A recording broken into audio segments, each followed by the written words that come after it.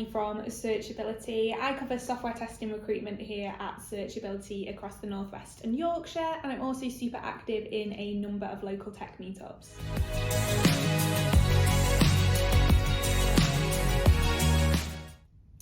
So currently only around 19% of individuals in tech are women, which is obviously a very low number. We'd love to see that increase. This is due to a couple of different factors, things like lack of representation in the industry, so lack of those strong female role models kind of high up in companies, various different pieces around kind of diversity and inclusion issues in the industry as a whole, but also in specific companies. We are starting to see this shift now. I've been in recruitment for 5 years and things are starting to get better. We've got a long way to go, but we are starting to see a lot more companies taking D&I seriously.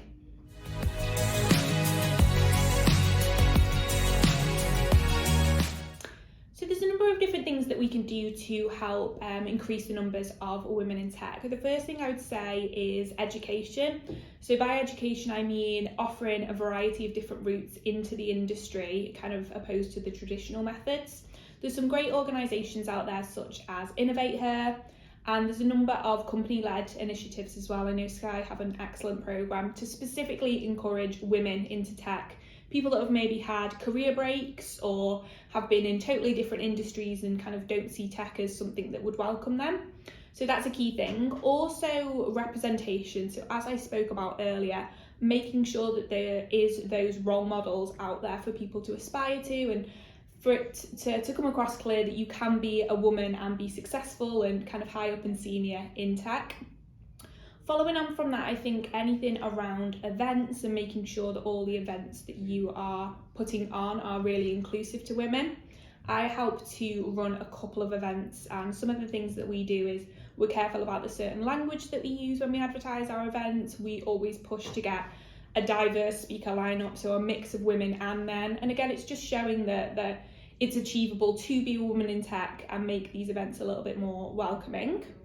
Last but not least, what companies can do is make sure that they have diversity and inclusion policies in place. I think this is really important because it shows as a company that you've thought about diversity, and also you've got some serious policies in place to make sure that you are encouraging not only women but obviously people from BAME backgrounds into tech, and obviously once you have them on board, retaining them as well.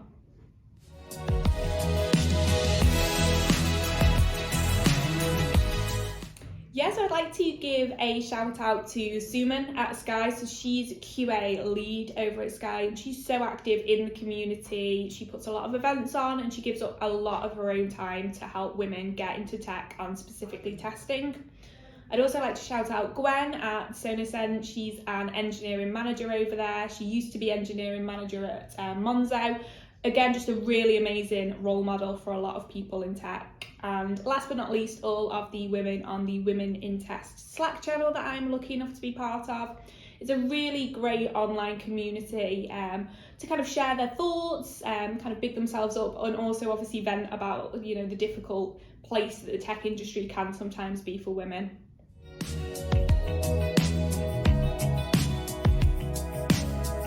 Of course, we're here on hand as well for anyone who is keen, or any women who are keen to break into the tech industry but don't know where to start.